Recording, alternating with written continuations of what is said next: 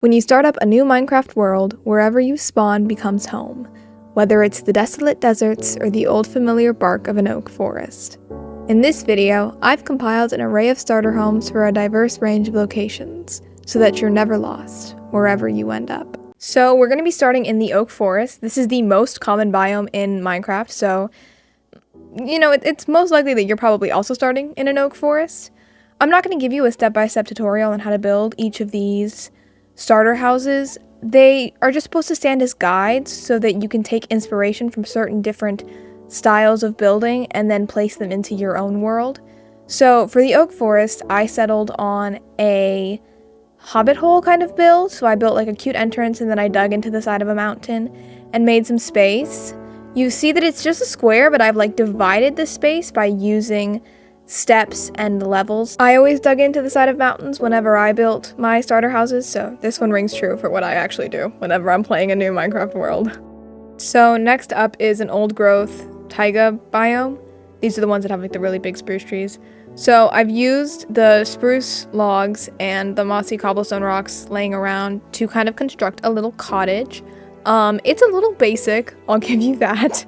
But I think that it's good. I think that it's a nice, easy little starter home. It is just a square. We're not getting too complicated here, okay? You can build your beautiful house once you get a little further in the game. But this is, we're going simple. We're going easy.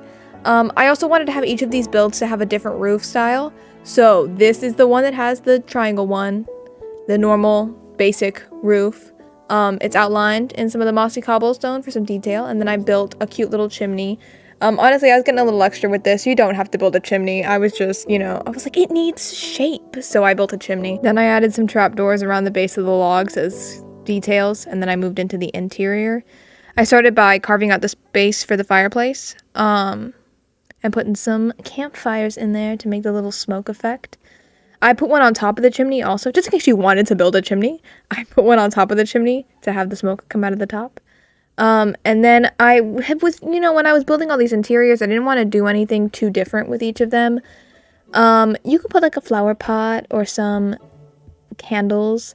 I went with like bare bones. You could probably be a lot more creative than I was with the interiors of these. I just put chests, like storage stuff, crafting tables and furnaces and a bed. And I felt like that was, and lighting, of course. I put torches places and some lanterns sometimes, depending on what I thought fit the build the best. And then I did some landscaping outside of the house. I added some bushes along the front with some signs as like a little casing for them.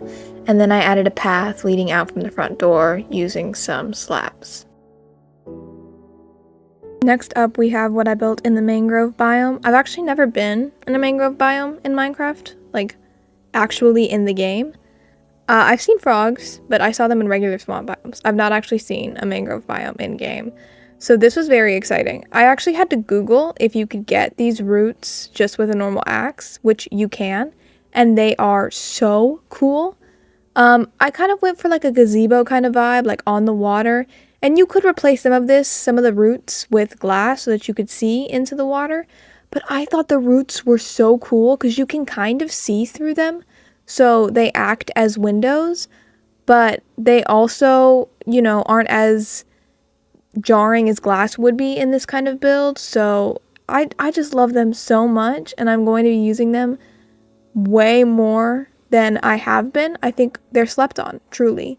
This is a different kind of roof also than any of the other ones. We've got this kind of like circle going up with the slabs. Very simple, but it is very effective and very good looking. Genuinely not as excited about this interior as I am about the rest of the build, but it does what it's supposed to. Next up is the ice spikes build. This one is actually my favorite one out of all of the builds I made for this video. This was my first thought when I showed up to this biome, was to hollow out one of the ice spikes, but as I did it, I worried that it might be almost too easy. Then I started thinking about it more, and when you start up a Minecraft world, you want an easy, simple house right when you get started, and this is just the easiest one out of all of these builds, and I feel that there is a really good potential for expansion in that you can make paths to the other ice spikes and hollow them out and make different homes inside of each of them, and like that iceberg in the back you could turn into a bigger base if you wanted to. And if you ever make a mistake, you can always patch up the holes with the snow in the surrounding area. I actually kind of want to try this one out in my next survival playthrough to see what kind of winter wonderland I can create. So our final build is in the desert. This is what everybody does when they go to a desert, is they build a sandcastle. So this is my take on a desert sandcastle.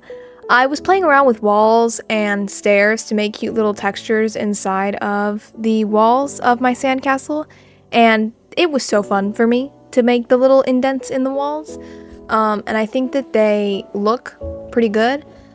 One thing though that I will say is that I put like a furnace and a crafting table and stuff inside of the build, and if you place them up against the wall, they make a funny little shape on the outside that you can see, and I don't think that was a smart idea, a smart thought, but I think you can avoid that pretty easily. Just don't put, you know, a crafting table right there. As you can see, that's what it does.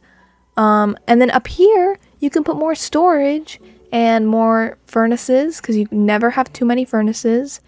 And then you put some lighting, I put some lanterns and stuff. But yeah, those are the starter homes, and I hope you enjoyed this video. Thank you so much for watching. Bye!